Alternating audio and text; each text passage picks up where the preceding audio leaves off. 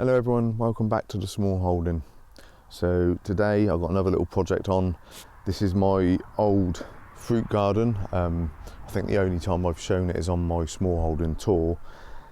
It's just been really neglected. I probably set this up 8 or 10 years ago with summer and autumn fruit and raspberries. I've got a gooseberry hedge there, a couple of fruit trees. I don't even remember what they are. They were just £5 jobbers outside the front of Tesco's. They sometimes have an offer on 2 for a tenner, and I've got a couple of those. I think I got a pear and a plum, I can't really remember now. And I've got rhubarb, and I've got black currants, white currants and red currants down the bottom there. The currants got really overgrown, so last year I did some pruning of them. I'll show you how to do that in a minute with currants, how to prune them and how they fruit. And I'll show you how to prune these raspberries too. So I'll bring you in for a closer look, and I'm going to start by sorting out these raspberries a bit because they've got in a bit of a mess. So I haven't cut back these summer fruiting raspberries for a couple of years. So I've got a tangle of new shoots, lots of old stuff that needs to come out, and lots of new stuff that needs to stay in. So with summer fruiting raspberries, you leave on last year's growth, which is all these darker canes. If you're unsure, just get your thumbnail and just give them a little scrape, and they should be green like that. Just scrape just the top layer of bark back, and if they're green, then they're nice, fresh. You can see they haven't fruited, they haven't flowered. They're nice, fresh growth from last year. And then they can be a bit spiny, so I always wear my gloves, all a bit rough anyway. Any older growth will tend to be dead. If you see, this is all brown and dead. They do tend to die back, and you can see that they have fruited, so they'll have all these little side stems on. Obviously you should keep on top of this and cut the old fruiting canes out the same year. Like I say, I've got about 2 years worth of old canes here. They didn't do very well in the heat wave either last year, so I'm just going to have a real good go through and cut out all the old stuff.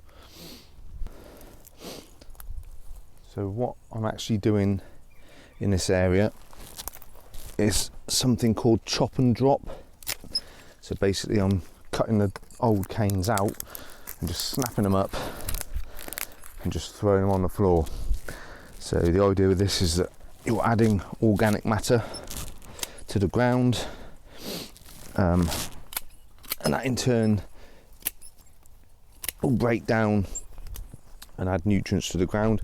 I am going to come through here and give the whole area a really good thick layer of wood chip, just to try and hold the moisture in, because really these raspberry canes, they should be up here. They should be sort of getting on 6-7 feet tall, and they just really suffered in the heat wave last year.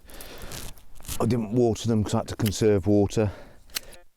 So as you can see in this area, this is Autumn Bliss, the summer fruiting raspberries. I've got a Glen Ample, a good old variety, sort of pretty bulletproof variety. These autumn fruiting are Autumn Bliss, again another sort of older bulletproof variety. In amongst all this Autumn Bliss, I've just had an absolute explosion of thistle. But again, I'm just going to chop, obviously because these are autumn fruiting, you cut them down to the ground, and then they will grow this year and fruit at the end of the summer into the autumn on that growth. So I'm doing chop and drop, like I say. I'm just going to chop and stamp all this down, and I'm going to come in and I'm going to wood chip the whole area, try and get a good 2 or 3 inches of wood chip over the whole area to hold the moisture in, because they really struggled in the heat wave. I obviously didn't put any water on them. I didn't have any water to spare, so everything struggled a bit and didn't particularly grow very well. They are still alive. There's fresh growth on these, but they just didn't get above about 3 foot. So I'm just going to give this a good chop and smash down, chip over the top, and hopefully some nice new growth will come through that then for this year. So these are my currants. I've got 2 red currants, 2 black currants, 2 white currants.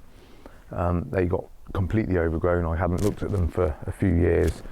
Last year I came in and did a fairly hard prune. They have come back, with some new growth, but it hasn't got particularly much of a size, about 3 foot some of it. Obviously they struggled in the drought too, but I'm still gonna come in this year and take off some of these slightly bigger older growths, because the thing to remember with currants is that they will fruit on 2nd year and 3rd year wood. So really the whole idea is that each year you should take a 1/3 of the plant out right to the ground, like coppicing. So you take the oldest 1/3 out each year, and then you've got a constant supply of 2nd and 3rd year growth that will have your fruit on it. So I'm going to take some of these bigger ones like this out to allow some of this younger growth to come up. I don't mind if I don't get too much fruit this year. I will get some on this, but I am reducing the size a little bit. But like I say, it's just kind of rejuvenating them and bringing them back into useful bushes. So I'll bring you in a little bit closer and show you what I'm doing. So with this currant bush here, you can see that this is a sort of young growth that has come back from the pruning last year. I took off some lower branches here that had flopped, and I left in some of these old ones just to give it some energy, to get some new growth really. But I need to take some more out, so I'm going to take this side one out here, and this one is another old bit.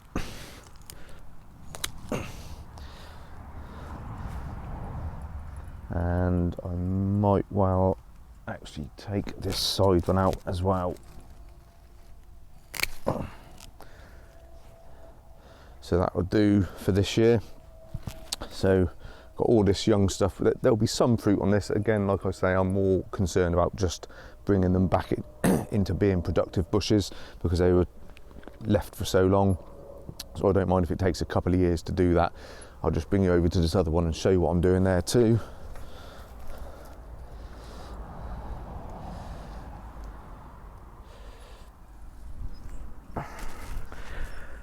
So on this one, I'm going to take out this big side bit here. I'll just get rid of these thistles.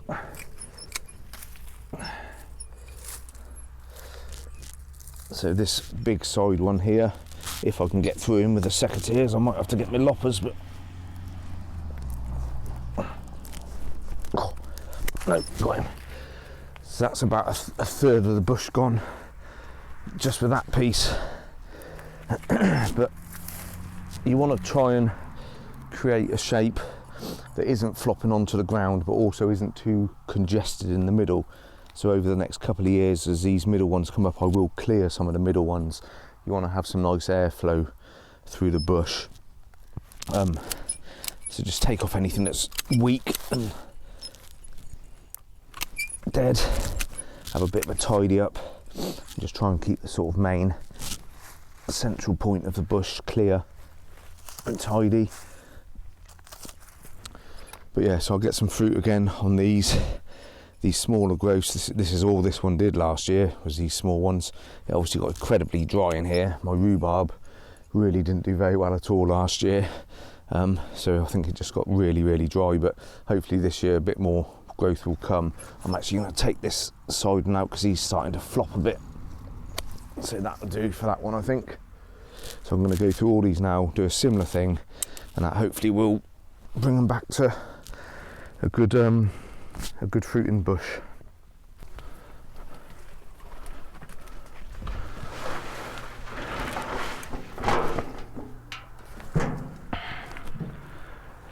I think this is going to take me a long time.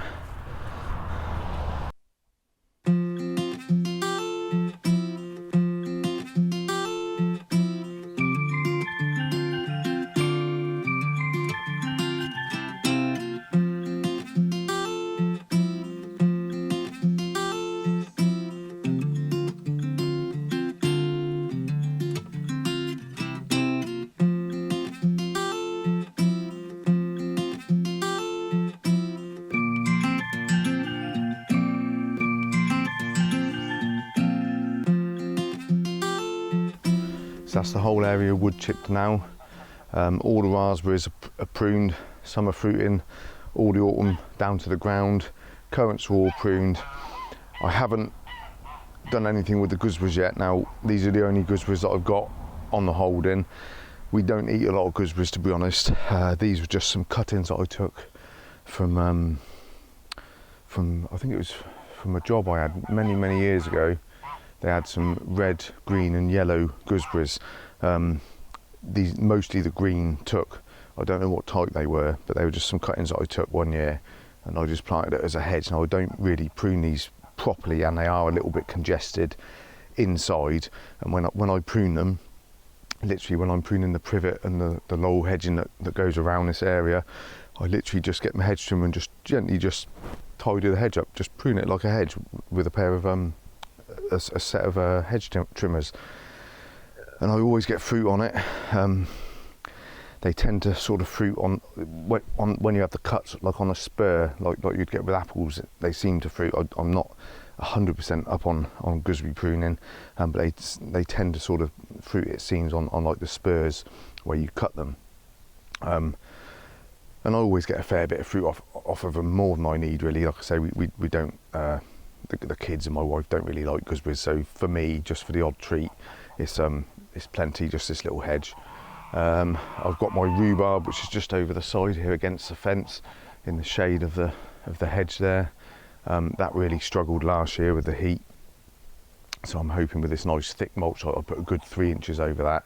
I'm hoping that will come on a bit better. So all my rhubarb is a variety called Timperley Early, and it was from the same job that I took all these gooseberry cuttings. I had created and planted up a vegetable garden for a lady, and I was there for many years, and when everything got a bit overgrown, the rhubarb and stuff, I just took the splits off and brought them down here. So I've had them here for a few years too.